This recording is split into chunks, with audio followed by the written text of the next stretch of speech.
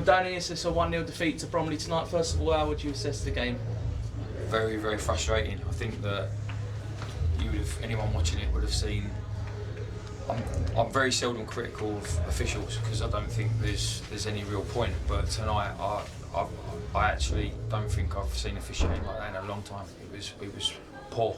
It was poor. But we can't just blame that. We have to look at ourselves a little bit. And again, performance-wise, we did a lot of good things.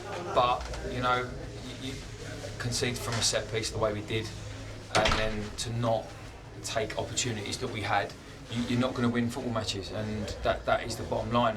And as effective as we potentially looked at times, we didn't score the goal that we needed. And there comes a time when we have to stop saying, well, we performed well when we performed well and we worked hard, and we've got to put the ball in the back of the net and get points. So very frustrating night all round. It was a game of few chances as well, and it was always just going to take, like say, maybe a mistake from a set piece or something like that.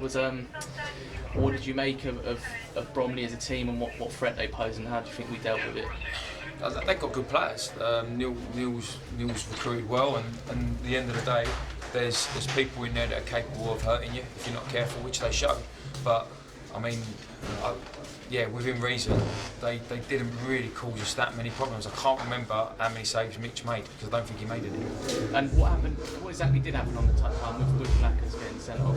I have to be honest. I didn't see what happened with Blackers. I don't really know. I think he's thrown his programme down on the floor, and the fourth official seems to think he threw it in, which I very much doubt it. But if he has, then he deserved what he got. But I don't think he's done that. And then obviously with the time wasted, it just gets frustrating, and you've got players and they're hiding the balls under the benches. And should I have done what I've done? No, I shouldn't. But that's how much we care about what we want to get out of the game. We want to win it, and we want to get points out of the game. And when people are being as cynical as they are, and the referee is not doing anything about it, it makes it very, very difficult. But yeah, from my perspective, they should have done it, and we have to take that one on the chin. Maybe we should channel our frustration a little bit, and maybe not get so frustrated and have a go at officials and things like that. I think in hindsight, and with the utopia of football, you'd say, yeah, it should all be lovely and pink and fluffy and whatnot, but that's not the game. No. It's a passionate game, and like I said, it's not something that I look at and I think that's what I want every week. Of course I don't. Usually I don't have any problems with officials, but I actually thought it was that bad tonight that he just had no control, and pretty much Bromley did what they wanted. If they wanted to take one goal kick, they took 49 seconds to take a goal kick, and not one word was said. And I just think that fair play to them, because if you're allowed to get away with it, you get away with it. But the referee, that's his job. His job is to manage those situations, and I think if it was managed properly, none of it happens. So I'm not blaming him for my actions, because I'm responsible for me, and Blackers is responsible for himself. But there could have been a little bit more officiating done, to be honest. Do you think maybe there was a bit of naivety on our side with that, where it's quite a young team? No, I don't think it's naivety when the opposition are doing it. You have no control over what they do. So as experienced or inexperienced as we are, the bottom line is, if a goalkeeper's wasting time, there's nothing our players can do to affect that. Or if they're taking time over throw-ins, or the ball's rolling down the line and they're kicking it down the line even further, our players can't do anything about that.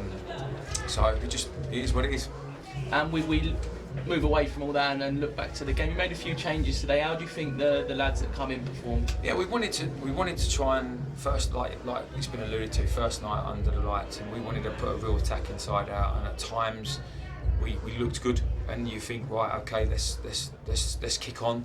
But we never really did, even in the second half. As much as we dominated the half, there was, as you said, the chances were few and far between. Real clear-cut chances. We didn't have many. And that's something we've got to work on, because we have to create chances, otherwise we won't score goals, and then you can't win games.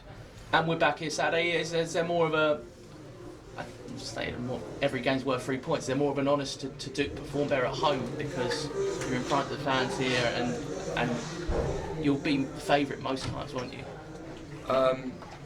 Yeah, I'm not sure about being favourite most times. We seem to play, everyone we seem to play seems to be either in the top 5 or 6 of the league. But from our perspective, whatever the situation is within the league, the longer you go without putting points on the board, the more valuable the next points become. And what this side has got to do, and us as a staff have got to do, is make sure that that ends quick, the lack of points, and that's what we'll be working for Saturday. And it's Halifax visiting. I haven't seen their result tonight, but they had a 100% record going into tonight, and that makes them, again, I think someone mentioned to me before the game, our first 6 games against all teams in the top 7. Yeah, and that's obviously difficult in itself, but I don't think anyone can look at the teams we played and we could watch them walk off the park and go, they were better than Aldershot. Our issue is putting that ball in the back of the net, and that's what we'll be working on to try and do on Saturday against Halifax. Okay, well, thank you for your time. Cheers, Chris. Thank you.